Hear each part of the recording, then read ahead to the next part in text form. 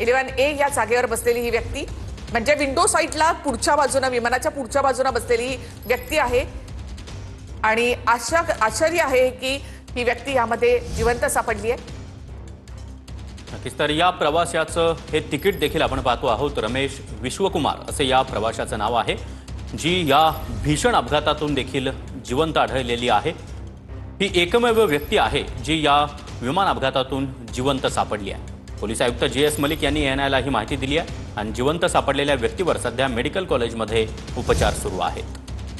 11A या जागेवर ही व्यक्ती बसलेली होती, या सीटवर नंबर आहे हा आणि त्या ठिकाणी रमेश विश्वकुमार बसलेले होते। ही एकमेव अशी व्यक्ती आहे जी या अपघातामधून वाचलेली आहे।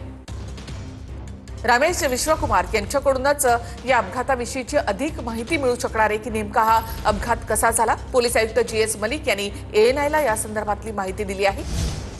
एवढा मोठा अपघात झाला, हे संपूर्ण विमान जे आहे टेक ऑफ घेतल्यानंतर पुढच्या एका मिनिटामध्ये कोसळत असतानाच विमानामध्ये स्फोट झाला आणि आगीचे धुराचे लोट या ठिकाणी पाहायला मिळत होते।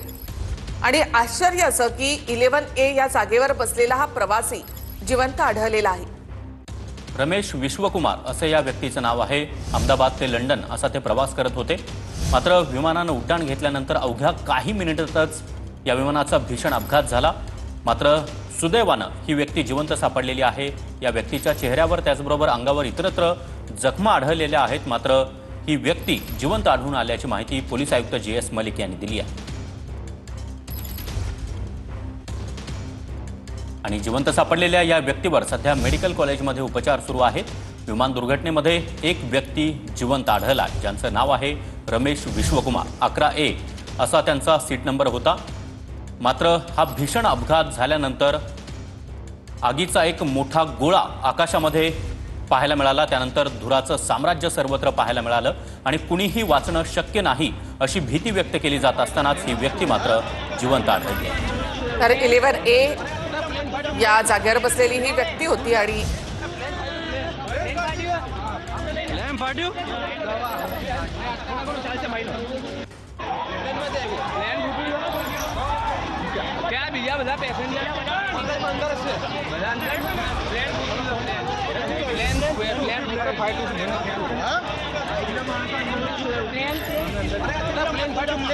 तर रमेश विश्वकुमार असं या व्यक्तीचं नाव आहे। ही एकमेव अशी व्यक्ती आहे की जी या अपघातामधून वाचलेली आहे।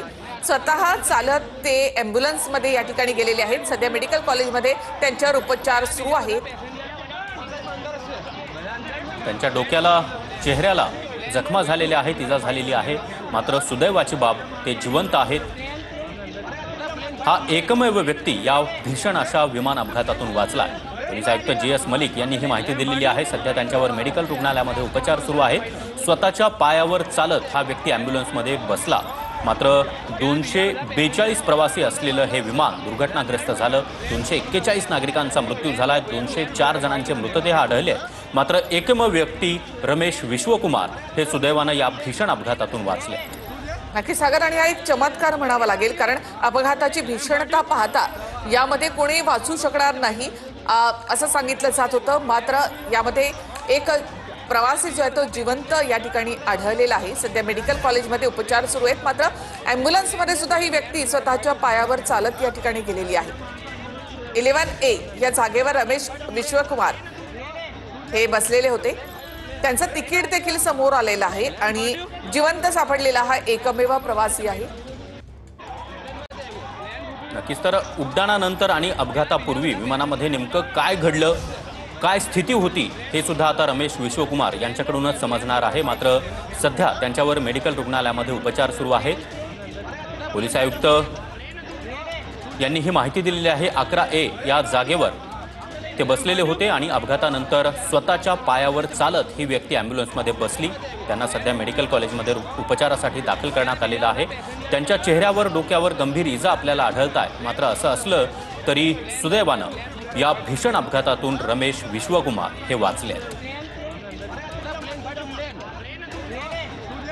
अरे या प्रवाशाचा हा व्हिडिओ देखील समोर आलेला आहे। जिवंत सापडलेल्या या व्यक्तीवर उपचार सुरू आहेत। हा मोठा चमत्कार आहे की विमान दुर्घटनेमध्ये ही व्यक्ती जिवंत सापडली।